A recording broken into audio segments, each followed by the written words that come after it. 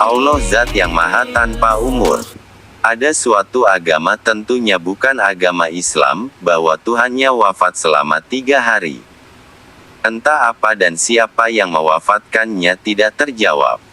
Setelah Tuhannya wafat dihidupkan kembali. Sekali lagi, apa dan siapa yang menghidupkannya juga tidak bisa terjawab. Jawaban yang ada hanya karena alasannya saja, yaitu sebagai penebus dosa. Allah itu adanya bersifat awal dan akhir, artinya Allah tidak memiliki usia sebagaimana manusia yang memiliki batasan waktu tertentu untuk hidup. Dalam kitab suci juga disebutkan bahwa Tuhan itu cahaya maha cahaya. Apa ini artinya? Marilah kita telaah dengan kacamata sains modern. Ada satu zat di dunia ini, yang sudah ada semenjak alam semesta lahir, tapi tidak pernah merayakan hari kelahirannya alias tak berumur. Itulah foton, atau partikel cahaya. Tapi, bagaimana mungkin? Mari kita telaah dengan teori relativitas khusus Einstein. Begitu mendengar teori relativitas khusus, ingatan kita spontan menuju konstanta kecepatan cahaya, kecepatan tercepat yang ada di jagat raya ini. Relativitas khusus mengatakan, ruang dan waktu, oleh Newtonian dianggap terpisah dan bernilai absolut, menyesuaikan diri mereka demi menjaga konstanitas kecepatan cahaya yang bernilai 3 kali 108 meter per detik tersebut.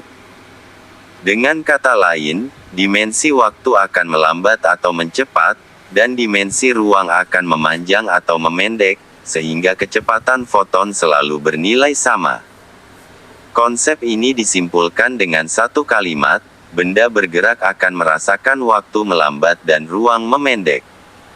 Konsep ini tidaklah sederhana, saat Einstein mempostulatkan ia pada tahun 1905. Diperlukan puluhan tahun bagi para fisikawan untuk benar-benar bisa mengerti teori tersebut. Sekarang mari kita ulangi percobaan fantasi yang pernah Einstein lakukan untuk memahami bagaimana waktu melambat dan ruang memendek. Bagaimana ruang memendek? Bayangkan kita punya sebuah mobil yang panjangnya diukur saat diam adalah 5 meter. Tugas kita sekarang adalah mengukur panjang mobil ini saat berjalan, sementara kita tetap diam di atas bumi. Tentu kita tidak mengukur dengan meteran seperti yang kita lakukan saat mobil diam. Cara yang terbaik adalah memakai stopwatch. Hidupkan stopwatch ketika ujung depan mobil menyentuh sebuah garis acuan dan matikan saat ujung belakangnya melewati garis itu. Jika kita bisa melakukan dengan akurat, maka waktu yang ditunjukkan stopwatch T, berbanding lurus dengan panjang mobil L, yaitu L sama dengan V kali T, dengan V adalah kecepatan mobil tersebut. Panjang mobil saat jalan bisa didapat dengan mudah karena kita punya data V dan T. Kalau percobaan itu dilakukan beberapa kali dengan meningkatkan kecepatan mobil, akan diperoleh hasil, semakin cepat pergerakan mobil maka semakin pendek panjang mobil. Kenapa demikian? Dengan pemahaman waktu melambat di atas, hal ini lebih mudah dimengerti. Mobil yang berjalan akan mengalami perlambatan waktu. Semakin cepat dia bergerak, semakin lambat waktu yang dia rasakan, sehingga waktu yang diukur stopwatch semakin kecil. Dengan demikian, sesuai dengan L sama dengan V kali T, panjang mobil pun semakin memendek.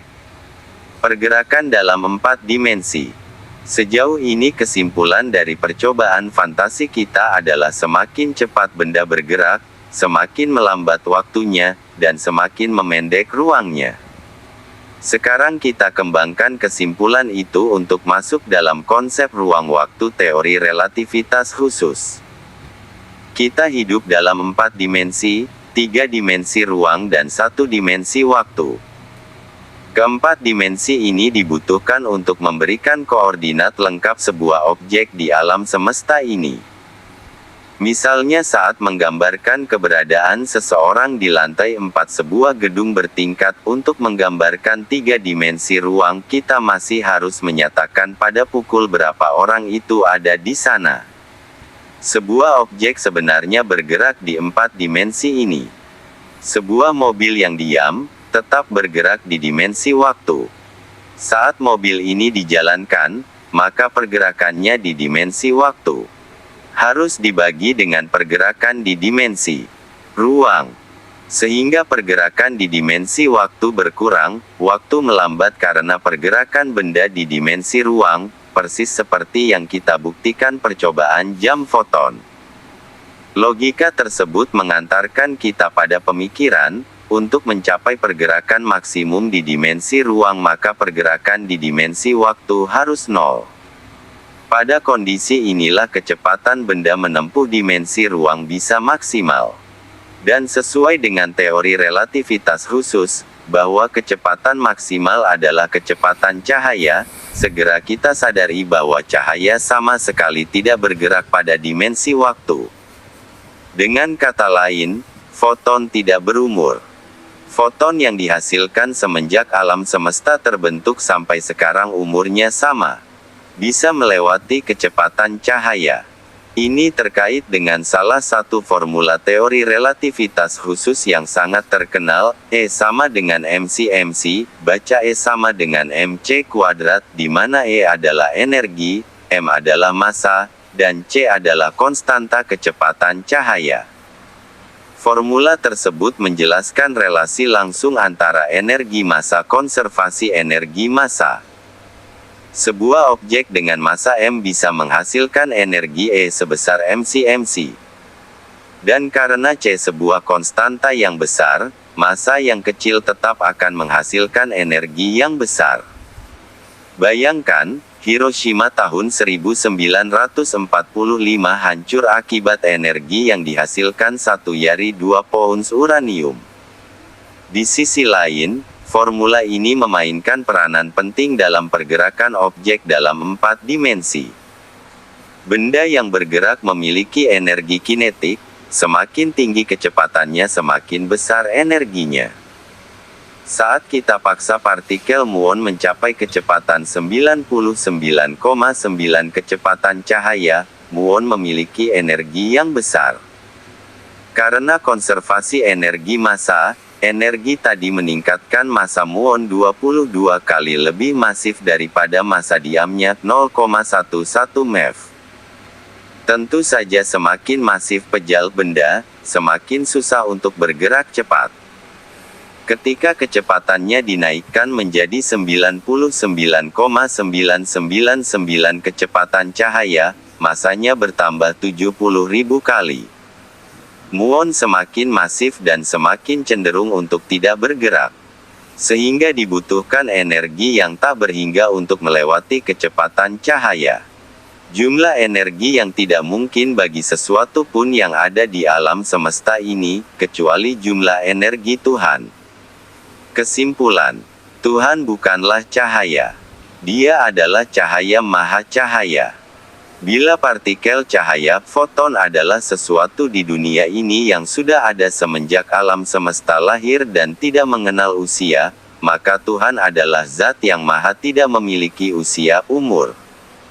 Sama seperti foton, meskipun dimensi waktu akan melambat atau mencepat, dan dimensi ruang akan memanjang atau memendek, sehingga kecepatan partikel cahaya foton ini selalu bernilai sama, sehingga Tuhan tidak mengenal tempat jauh atau dekat. Bahkan Tuhan lebih dekat dari rasa dekat.